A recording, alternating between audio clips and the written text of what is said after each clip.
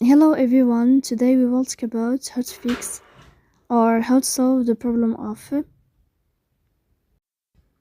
screen time on the application of Discord. You will click on settings. In this page you can click on apps, default apps, app settings. On above you can search about Discord and you will enter.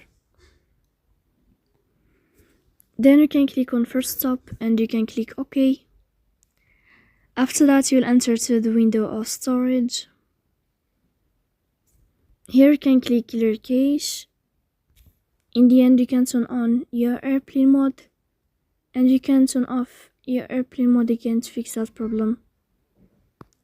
So please don't forget to support us, bell icon and subscribe. See you next time in another video, and thank you for your attention and your watching.